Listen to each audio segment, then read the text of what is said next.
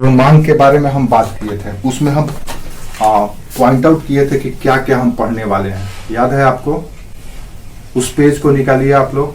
हाँ, उस पेज को निकालिए आप लोग।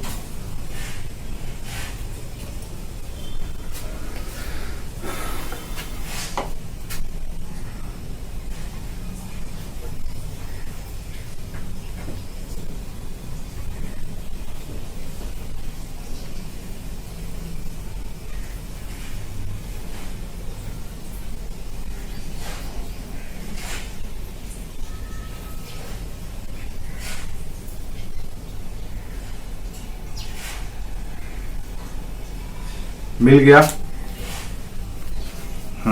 Very good. तो उसमें हम लोग देखे थे, उसमें हम लोग देख रहे थे कि पहले तो मांग क्या है, ये कॉन्सेप्ट क्या है, फिर उसके प्रकृति क्या है, फिर मांग का निर्धारक कारक क्या है, फिर ये देखे थे टाइप्स ऑफ डिमांड कितने प्रकार का है, यही सब बात किए थे ना। तो फिर हम लोग क्या हुआ,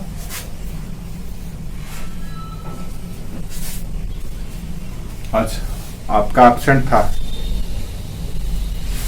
ओ तो बाराती में बाराती में नहीं शामिल होगी तो कैसे मिलेगा पार्टी खाने के लिए?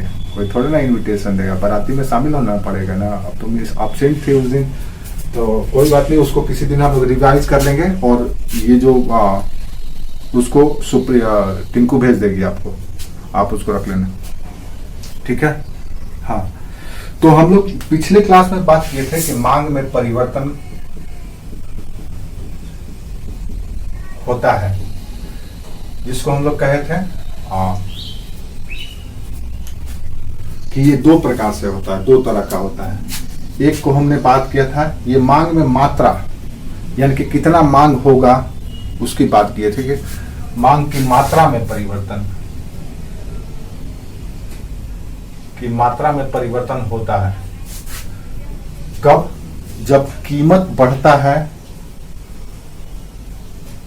तो मात्रा यानी मांग की मात्रा कम हो जाती है, तो उसको क्या कहते हैं? मांग का संकुचन। और जब कीमत घटता है और मांग बढ़ जाता है तो उसको कहते हैं मांग का विस्तार। याद आया? ये आधारित होता है कीमत पर, प्राइस बेस्ड होता है, यानी कीमत के आधार पर ये दोनों काम करता है कि मांग बढ़ेगा कि मांग घटेगा। तो कीमत के कम होने से अगर डिमांड बढ़ गया, देन हो गया एक्सपेंशन ऑफ डिमांड। कीमत के बढ़ने से, कीमत के घटने से। और अगर कीमत के बढ़ने से मांग घट गया तो उसको क्या कहते हैं? कॉन्ट्रैक्शन ऑफ डिमांड, मांग का संकुचन। ये समझ में आ गया?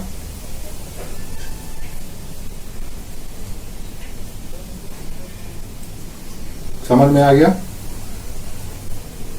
Very good. यानी कि कीमत, किसी भी वस्तु की कीमत, ABCDEF जो भी वस्तु है उसकी कीमत अगर बढ़ेगी तो मांग संकुचित हो जाएगा, उसकी कीमत अगर घटेगी तो मांग विस्तार में आ जाएगा। यह है मांग की मात्रा में परिवर्तन। क्लियर है? और इसको हम लोग एक ग्राफ के माध्यम से भी देखे थे। कौन सा ग्राफ याद है? ग्राफ, एक मिनट थोड़ा सा रुकिए।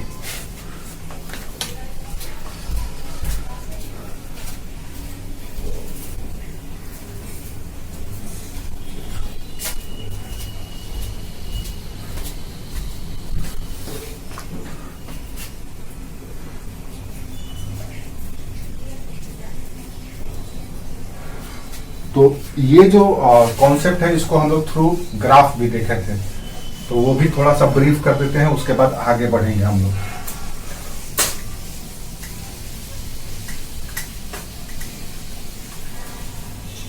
सुप्रिया, क्लास के दौरान इधर उधर रिप्लेस मत होना। क्लास में हाँ, ये ना कि क्लास चल रहा है उधर पापा जी बुला लिए या कोई बुला लिया, फिर दिक्कत हो जाएगा। याद रखो, कॉम्पिटिटिव एग्जाम में एक एक नंबर मायने रखता है। Concept should be most clear, concept एकदम क्लियर होना चाहिए, नहीं तो दिक्कत हो जाएगा। बार बार फंसते रहेंगे, आप लोग रटते रहेंगे, ये समझ में नहीं आएगा, इसलिए ध्यान से सुनना है।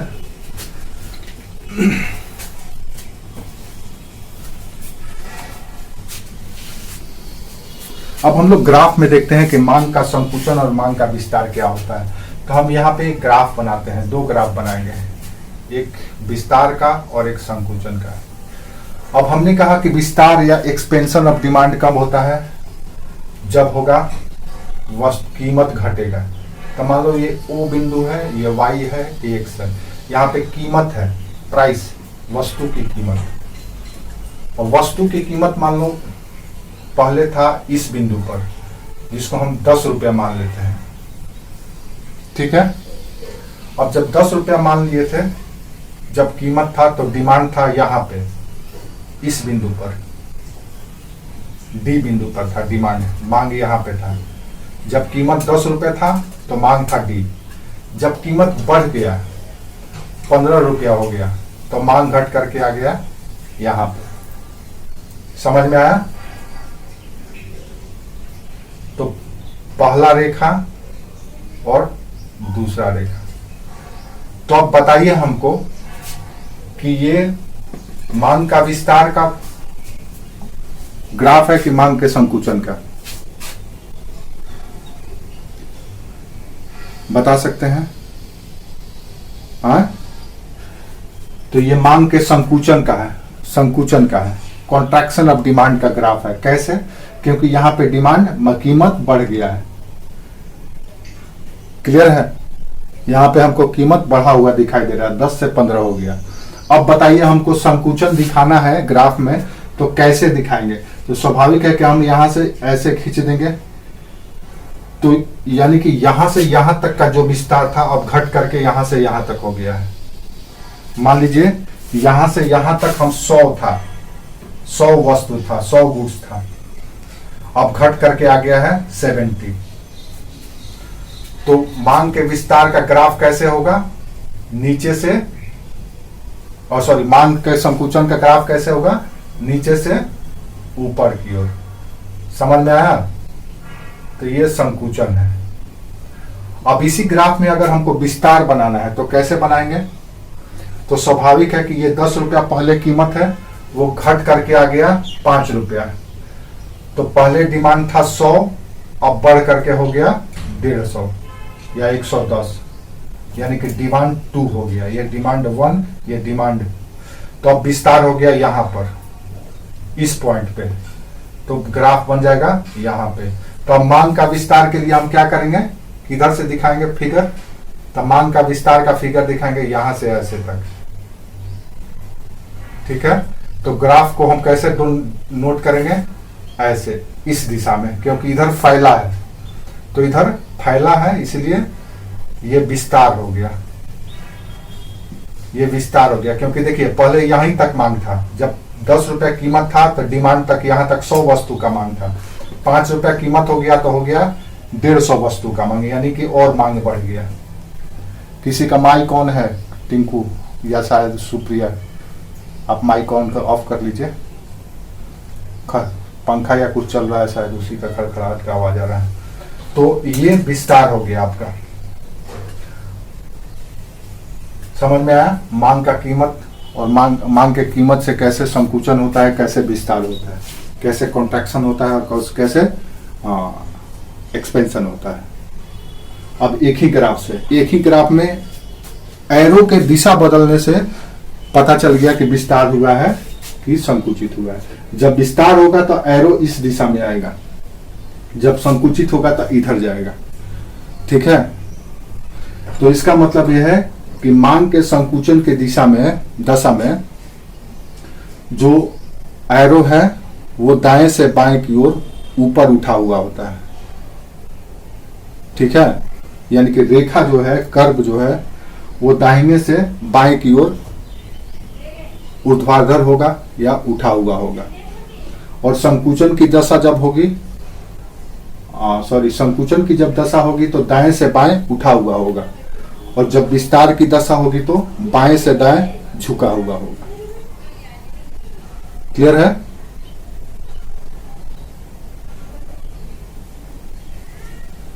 ये पिक्चर से क्लियर समझ में आ गया आपको कि फिर से समझाएं? फिर से समझाएं? ठीक है, हम आप ही लोगों के सेवा में हैं, इसीलिए आप लोगों को शर्माना नहीं है। यहाँ क्लियर रहेगा तो कहीं कंफ्यूजन नहीं होगा। चलो एक एग्जांपल से हम देखते हैं कि मांग का संकुचन और मांग का विस्तार का ग्राफ हम कैसे समझेंगे। तो एग्जांपल ये है, ये y एक्सेस है, ये x एक्सेस है, ये जीरो बिंदु है। x एक्सेस पे हम वस्तु की मात्रा लिखते हैं, y एक्सेस पे हम कीमत लिखते हैं, वस्तु की कीमत। हमको दो चीज देखना है। क्या देखना है? एक तो मांग का विस्तार और दूसरा देखना है संकुचन। किसके माध्यम से? Through graph. विस्तार और संकुचन का बुनियाद क्या है? कीमत। तो इसीलिए हम कीमत को y एक्सेस पे रख दिए हैं और जो फ्रीक्वेंसी है गुड्स का उसको रख दिए हम x एक्सेस पे। अब हम एक बिंदु ले लेते हैं जहां पे वस्तु का कीमत निर्धारित है। ये 10 रुपया है। मान लो हमको मार्कर खरीदना है, तो जब 10 रुपये मार्कर का कीमत था तो हम 100 मार्कर खरीदते थे। जब 10 रुपये कीमत था तो हम 100 मार्कर खरीदते थे हर महीने। एक एग्जाम्पल है, यहां पे लिख दे रहे हैं। जब मार्कर का कीमत 10 रुपये था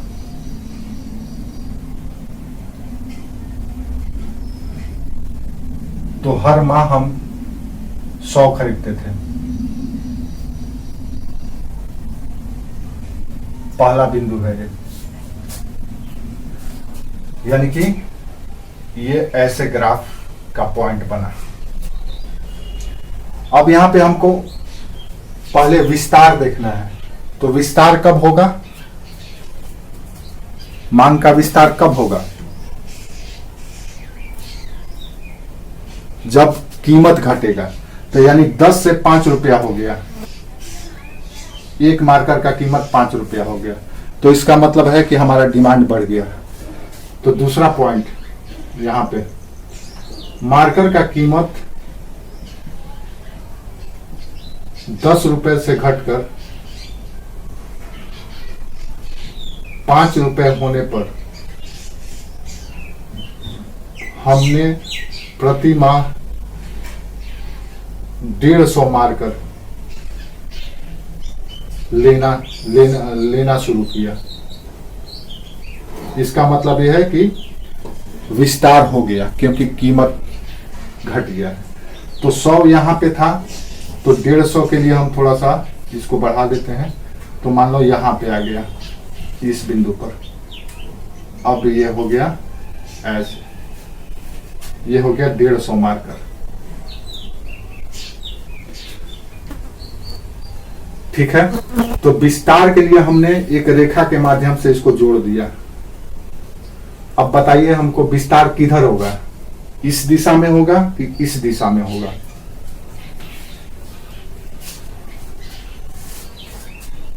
बाएं से दाएं की ओर। वेरी गुड, यानी कि ऐसे होगा। यह विस्तार की स्थिति है क्योंकि पहले यहां तक था अब फैल गया यहां तक। वेरी गुड, आप लोग समझदार हो गए हैं।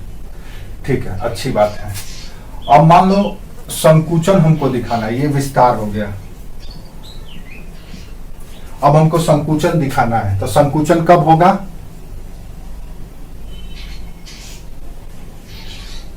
कब होगा संकुचन? कॉन्ट्रैक्शन कब होगा? किस दशा में होगा? जब कीमत बढ़ेगा, यानी कि 10 के जगह पे अब 15 रुपया हो गया प्राइस। ऐसी स्थिति में डिमांड क्या हो जाएगा?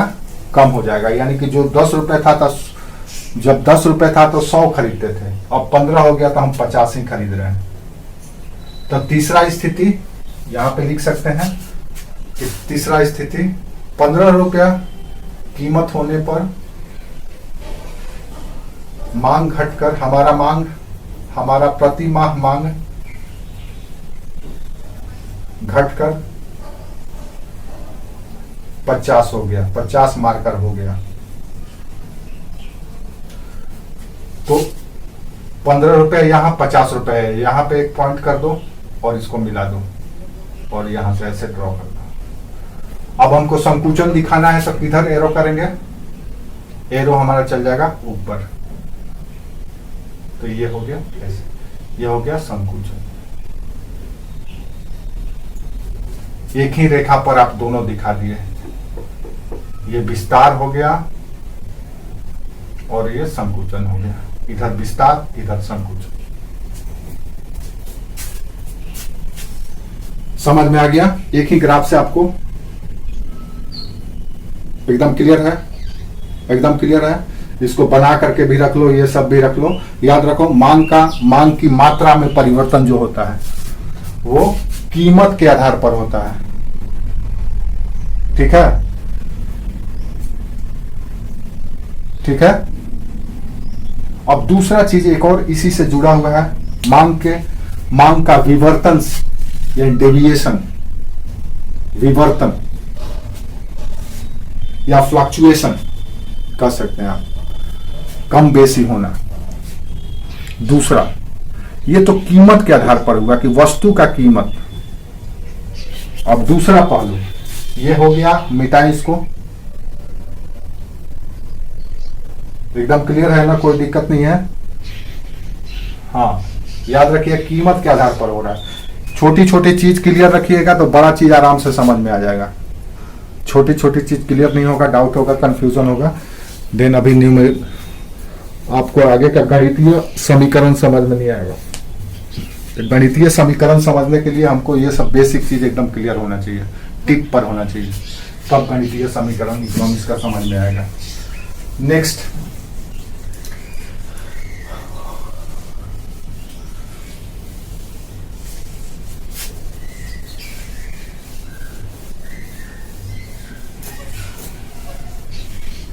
भगवान जल्दी से इस गर्मी को खत्म करे। सबसे बढ़िया मौसम ठंडा का होता है और बरसात का। हमको मेरा सबसे फेवरेट सीजन होता है ठंड, हमको बहुत पसंद आता है। उसमें कई कारण है, एक तो खाने पीने में भी मजा आता है, पहनने ओढ़ने में भी मजा आता है। यहाँ तो ऐसा है कि टी शर्ट छोड़ के आदमी कुछ पहन ही नहीं सकता, वो भी हाफ, इतना गर्मी लगता है, दिक्कत होता है। दूसरा हम लोग बात करने वाले हैं मांग का विवर्तन या डेविएशन ऑफ डिमांड। ये क्या है? नेक्स्ट है मांग का विवर्तन। ये सब शब्द याद रखिएगा। मांग का विवर्तन मांग के परिवर्तन से थोड़ा सा हटके है। कैसे है? हम लोग मांग के परिवर्तन में या मांग की मात्रा में मात्रा के परिवर्तन में ये देखा था कि उसमें कीमत से निर्धारित होता है कि मांग बढ़ेगा कि घटेगा। वस्तु की कीमत यानी फाइनल गुड्स जिसको हम उपभोग करते हैं, जिसको यूज करते हैं, उसका कीमत बढ़ा, कीमत घटा तो उसका डिमांड बढ़ेगा और घटेगा। ये हम लोग जानते थे। अब इसमें क्या है, कीमत को छोड़ करके लिखते भी चलना, कीमत को छोड़कर, अर्थात वस्तु की कीमत अपरिवर्तित रहे,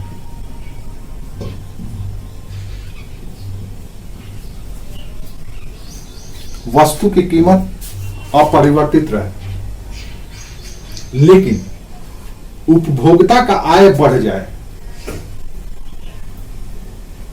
ऐसा हो सकता है? वस्तु की कीमत अपरिवर्तित रहे लेकिन उपभोक्ता का आय बढ़ जाए।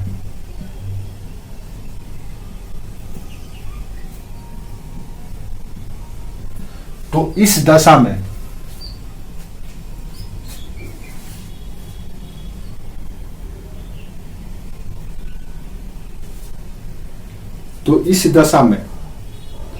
वस्तु की मांग में वृद्धि हो जाती है। उसे इंक्रीज ऑफ डिमांड या इंक्रीज इन डिमांड कहा जाता है। उस दशा में वस्तु की उपभोक्ता की आय बढ़ जाए, उस दशा में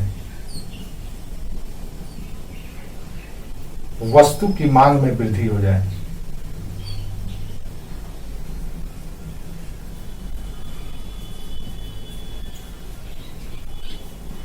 इसे ही मांग में वृद्धि कहते हैं,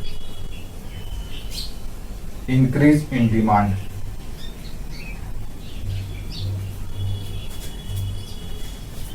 अब आय बढ़ने घटने से, वहां पे वस्तु की कीमत बढ़ने घटने से, यहां पे आय बढ़ने घटने से हो रहा है।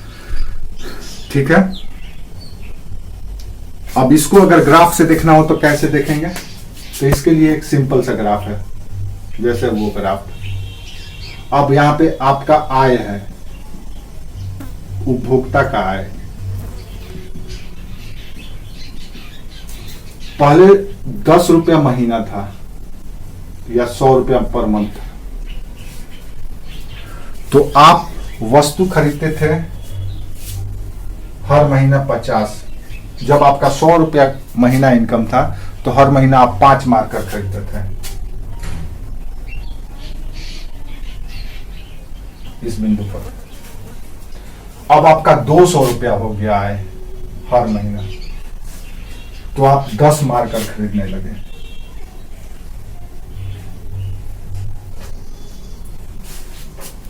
ठीक है,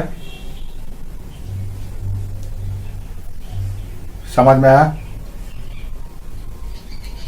दाम नहीं, उपभोक्ता का आय, यहां पे दाम नहीं है। यहां पे देखो लिखे हुए हैं, कीमत को छोड़कर, अर्थात वस्तु की कीमत अपरिवर्तित रहे लेकिन उपभोक्ता का आय, आपका इनकम बढ़ गया है, आपका इनकम बढ़ गया है, तो स्वाभाविक है कि आप खर्च भी ज्यादा करेंगे, डिमांड भी ज्यादा करेंगे। पैसा क्या करेंगे? जैसे लोगों के पास पैसा आता है तो दिखने लगता है कि नहीं, गाड़ी खरीदने लगेगा, अच्छा अच्छा कपड़ा खरीदने लगेगा, एसी खरीदेगा, पता नहीं क्या क्या खरीदने लगता है जो कभी सोचा भी नहीं होगा आदमी। और ऐसा ऐसा कपड़ा खरीद के पहनने लगता है जो उस पर फबता और जंचता भी नहीं है, लेकिन पैसा है तो पैसा की वजह से वो अपना शौक पूरा करने लगता है। ठीक है, तो इस दशा में ग्राफ कैसे बनेगा? पहला ग्राफ यहां पे है, दूसरा ग्राफ यहां पे है।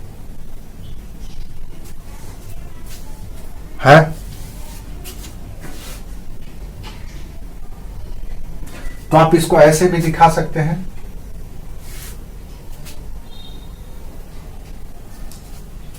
और ये वृद्धि हो गया,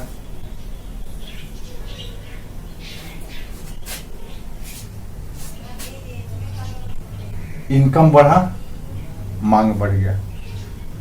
यानी कि पहले डिमांड इस बिंदु पर था, अब डिमांड इस बिंदु पर हो गया है, D1 पहले D बिंदु पर था, अब D1 पे हो गया, मांग में वृद्धि हो गया है। समझ में आया?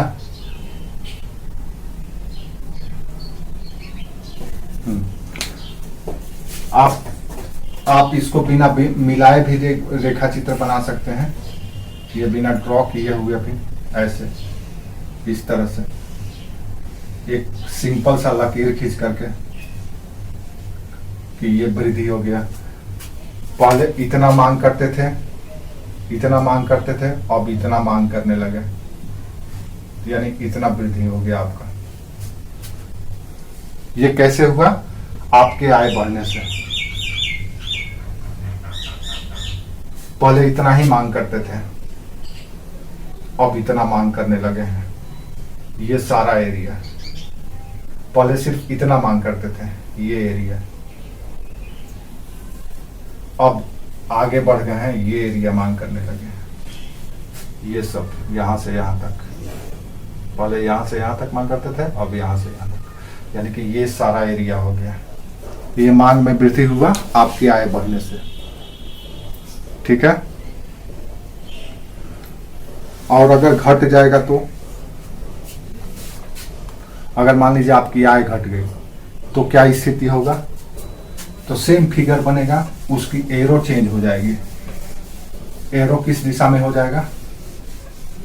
उपभोक्ता की आय में कमी। मान लीजिए कि लॉकडाउन लग गया था जिस तरह से इस बार, तो बहुत सारे लोगों का आय कम हो गया था। पहले 100 रुपये महीना कमाते थे, थोड़ा सा ऊपर कर देते हैं, पहले 100 रुपया महीना कमाते थे, अब 50 रुपया कमा रहे हैं लॉकडाउन में। तो जब पहले कमाते थे 100 रुपया तो यहाँ पे मांग करते थे, 10 मारकर मांग करते थे, तो आपकी बिंदु मिलती थी ऐसे। अब 50 रुपया कमा रहे हैं तो 5 मारकर कर रहे हैं, मांग रहे हैं, तो ऐसे। अब आपकी डिमांड की स्थिति क्या है, इस दिशा में है, यानी कि कम हो गया है। समझ में आया? यानी पहला बिंदु ये था डी, अब D1 ये हो गया है घटकर। तो इसको क्या कहा जाता है, मांग में कमी। इसको कहा, हाँ, मांग में कमी। वो था मांग में विस्तार और ये है मांग में कमी, जो किस पर निर्भर है, आय पर, इनकम पर। ठीक है? हाँ, तो लिख लो कि मांग में जब वृद्धि होता है, जब आय में वृद्धि होता है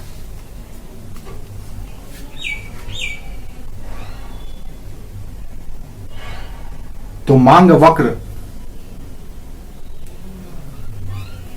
जब आय में वृद्धि होता है तो मांग वक्र यानी डिमांड कर्व ऊपर की ओर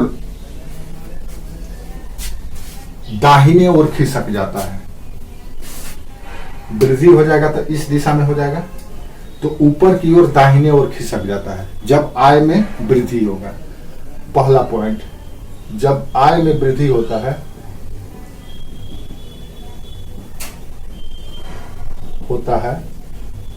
तो मांग का वक्र या डिमांड कर्व वक्र ऊपर की ओर दाहिने खिसकता है। क्लियर है? और अगर आय में कमी हो जाए, यहां पे कमी लिख लो, आय में ह्रास होता है या कमी होता है, ह्रास होता है तो मांग वक्र नीचे की ओर बाएं ओर खिसकता है, नीचे की ओर बाईं तरफ खिसकता है।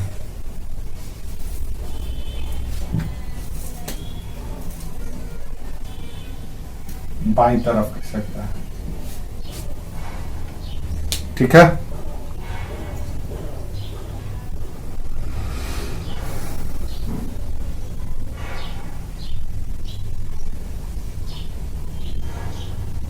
समझ में आ गया?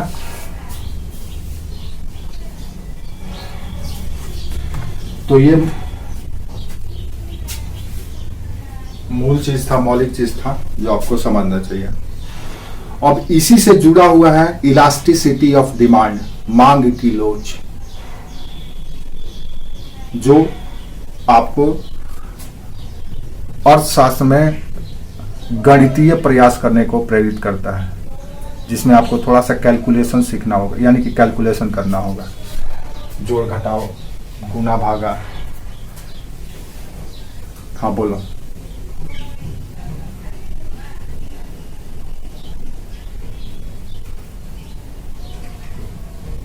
हाँ, मांग की मात्रा में जो परिवर्तन होगा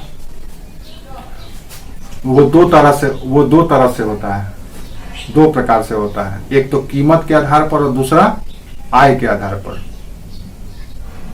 उपभोक्ता के आय के आधार पर। ठीक है? तो हाँ, एक ही चीज है, परिवर्तन और विवर्तन एक ही चीज है, कोई ऐसा अलग चीज नहीं है। लेकिन अगर विवर्तन दिया है और मात्रा में परिवर्तन, हाँ, तो आय के आधार पर कर दीजिएगा। है दोनों एक ही चीज, लेकिन थोड़ा सा अंतर किया गया है, दोनों एक ही चीज। ठीक है? तो उम्मीद करते हैं ये चीज आपको समझ में आ गया होगा।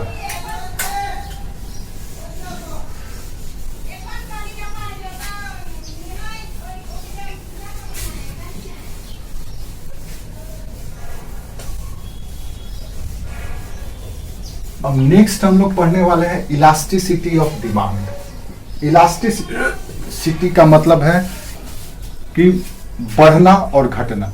इलास्टिसिटी या लोच, लचकना। जैसे हम कहते हैं कि इस धातु में इलास्टिसिटी है, इसीलिए ये जल्दी नहीं टूटेगा। कोई धातु होता है जिसको आप खींच करके कर सकते हैं, कुछ धातु में इलास्टिसिटी नाम का चीज ही नहीं होता है, वो तुरंत टूट जाएगा।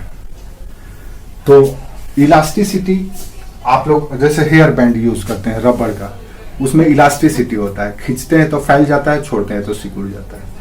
तो उसी को हम लोग मांग में भी देख लेते हैं कि तो जो डिमांड होता है, मांग का विस्तार एवं संकुचन की प्रवृत्ति को ही मांग का लोच कहा जाता है। लोच या लचकना, लोच को लचकना समझिए, लचकना कहा जाता है। लचकने का देखना है तो ऐसे देख लीजिए, मान लीजिए एक रबड़ है, ऐसे सीधा है, आपने इसको खींचा तो ये यहां पे चले आए, ठीक है, और आपने ऊपर खींचा तो ऊपर चला गया, छोड़ दिए तो वापस इसी बिंदु पर आ गया। फिर नीचे खींचे तो इस तरह से हो गया, छोड़ दिए तो वापस इसी बिंदु पर आ गया। तो ये हो गया इलास्टिसिटी या लोच या लचकना। तो किस पे डिपेंड करता है? विस्तार और संकुचन पर। इसी को कहते हैं हम लोच। अब डिमांड का इलास्टिसिटी ऑफ डिमांड कैसे होता है, उसको हम कैसे समझेंगे? तो उसके कई फैक्टर हैं और कई टाइप्स भी होता है, ठीक है। तो आइए देखते हैं अब हम लोग कैसे होता है मांग की लोच।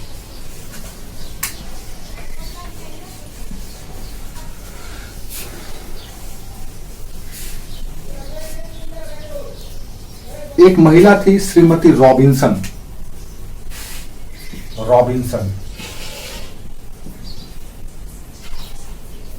Mrs Robinson. मिसेस रॉबिन्सन ने यह कहा कि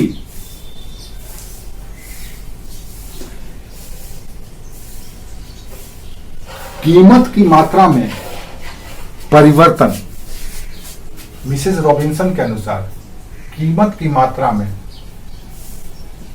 लिखते भी चलना है, उसमें पूछना क्या है, लिखते भी चलना है ताकि आपको, कीमत की मात्रा में परिवर्तन, गर्मी है,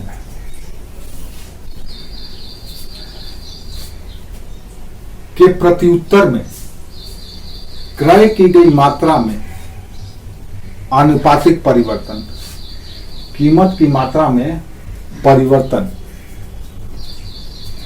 के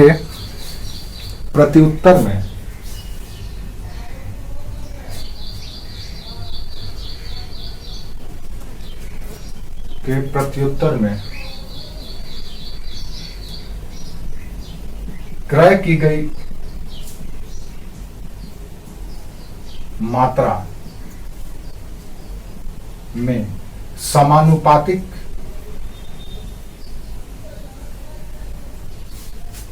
क्रय की गई मात्रा में समानुपातिक या आनुपातिक परिवर्तन को, समानुपातिक या अनुपातिक परिवर्तन को, ये डेफिनेशन हम दे रहे हैं।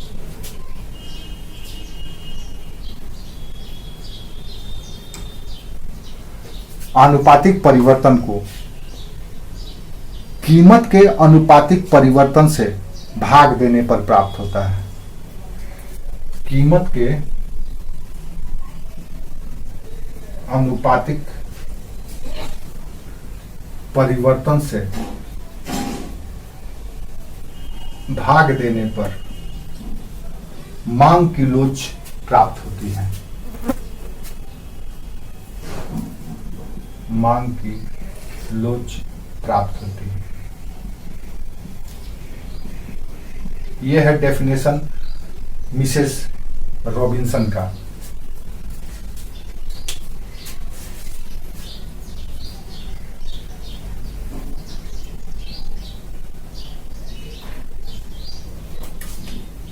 ठीक है। दूसरे शब्दों में कीमत में परिवर्तन पर, दूसरे शब्दों में कीमत में परिवर्तन पर या कीमत में परिवर्तन होने पर मांग की मात्रा में कितना परिवर्तन होता है, कीमत में परिवर्तन होने पर मांग की मात्रा में कितना परिवर्तन होता है,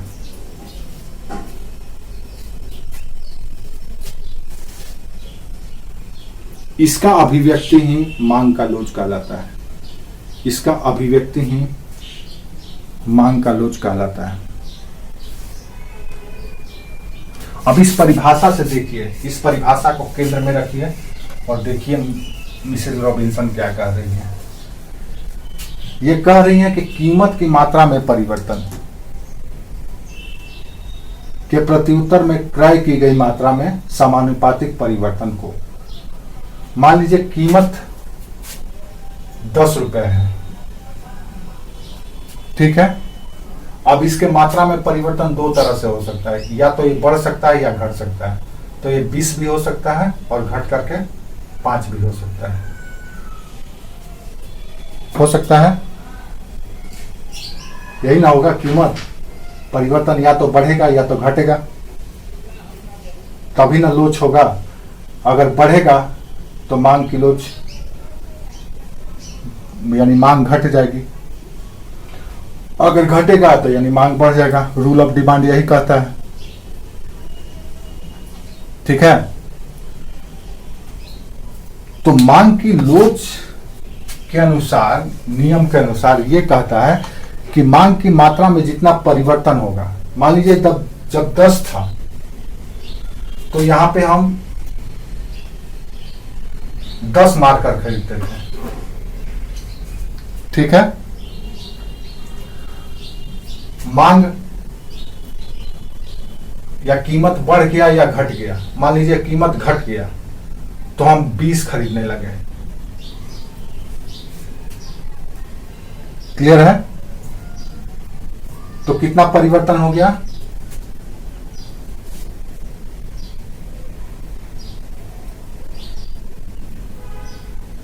कितना परिवर्तन हुआ? मांग कितना बढ़ा? 10 मांग बढ़ा, मांग 10 बढ़ा ना,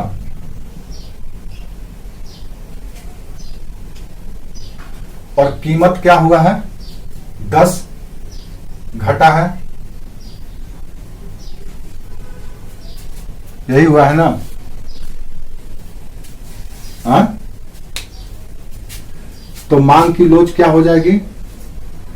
तो मांग की लोच कहता है कि कीमत की मात्रा में परिवर्तन के प्रत्युत्तर में क्रय की गई मात्रा में समानुपातिक परिवर्तन को कीमत के अनुपातिक परिवर्तन से भाग दे दिया जाता है। तो अनुपात निकालना पड़ेगा, तब कैसे निकलेगा?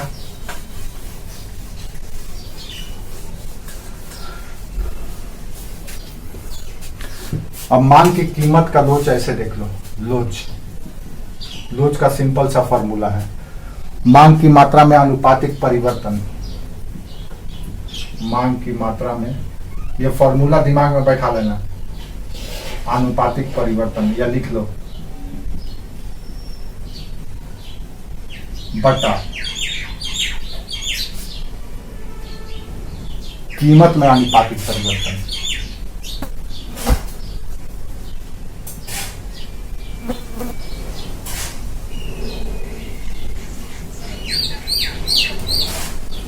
ठीक है। अब ये दोनों का हमको अनुपातिक परिवर्तन निकालना है। पहले तो इन दोनों में कितना, कैसे इन दोनों का अनुपातिक परिवर्तन हुआ है। ठीक है, तो कैसे निकलेगा हमको अनुपातिक परिवर्तन? तो अनुपातिक परिवर्तन निकालने के लिए हम क्या करेंगे, परिवर्तन बटा प्रारंभिक कीमत। पहले कीमत का ही निकाल लेते हैं, पहले कीमत का निकाल लेते हैं। तब कीमत में परिवर्तन बटा प्रारंभिक कीमत, परिवर्तन बटा प्रारंभिक कीमत, तब हमको कीमत में अनुपातिक परिवर्तन पता चल जाएगा। ठीक है, ये फॉर्मूला लिखते हुए चलना है।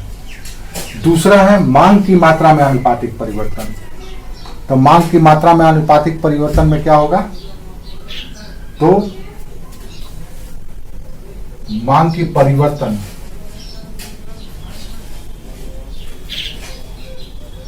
बटा आरंभिक मांग।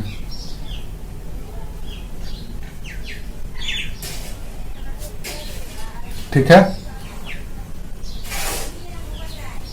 परिवर्तन बटा मांग की परिवर्तन बटा आरंभिक मांग।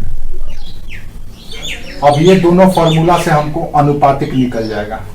मांग की कीमत में परिवर्तन से ये निकल जाएगा, कीमत में अनुपातिक परिवर्तन, और मांग की मात्रा या मांग की परिवर्तन बटा आरंभिक परिवर्तन से हमको निकल जाएगा मांग की अनुपातिक परिवर्तन। क्लियर है?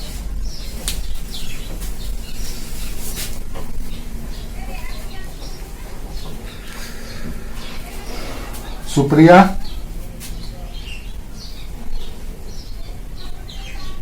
समझ में आ रहा?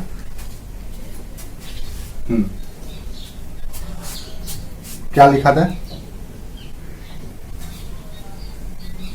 वो दिखा रहे हैं, हम सब दिखा रहे हैं। पहले इसको लिखते चलो, यहां तक समझते चलो, सब दिखाएंगे बाबू, परेशान नहीं होना। ठीक है, वेरी गुड। अब आगे बढ़ते हैं। हमको निकालना है ये, तभी इसी से हमको लोच पता चलेगा। ठीक है, हमको निकालना है लोच।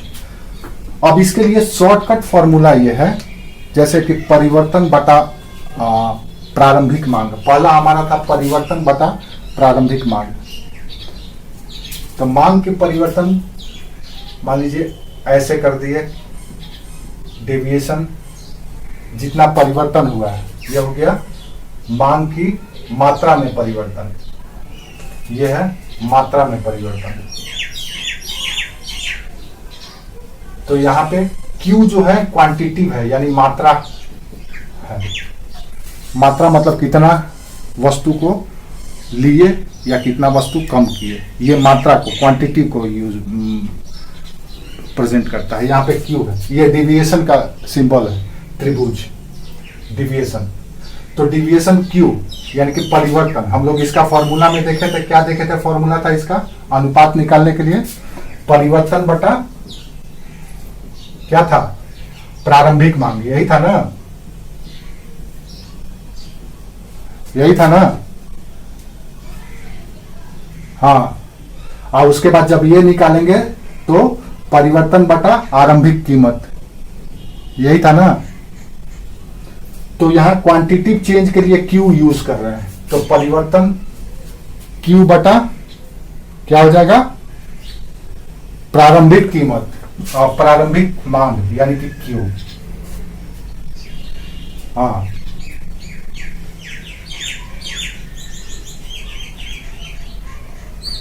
तो ये तो इसका लिखाए होंगे ना, पहले वाला का प्रारंभिक मांग बटा प्रारंभिक मांग में परिवर्तन बटा प्रारंभिक मांग। ये दो फॉर्मूला लिखवाए आपको, दिखाई नहीं दिया यहाँ पे? देखो, फिर से देख लो, कंफ्यूज नहीं होना है। हमको मांग का लोच निकालने के लिए मेरे पास ये फॉर्मूला है, इसी से हमारा इलास्टिसिटी ऑफ डिमांड निकलता है। समझ में आ गया? इसमें कह रहा है कि मांग की मात्रा में अनुपातिक परिवर्तन। तो सबसे पहले तो अनुपात निकालना होगा। अनुपातिक परिवर्तन कर रहा है। अनुपातिक परिवर्तन करने का मतलब है कि इधर कितना बढ़ा और उसके कंपेयर में इधर कितना घटा। ठीक है? तो अनुपातिक निकालने के लिए हम पहले मांग की मात्रा का अनुपातिक निकाल रहे हैं। तो मांग की मात्रा का अनुपातिक निकालने के लिए हमको क्या करना होगा, तो मांग का परिवर्तन बटा आरंभिक मांग। क्लियर है? दिखाई दिया यहां पे? इससे निकलेगा क्या, इससे निकलेगा मांग की मात्रा का अनुपातिक परिवर्तन।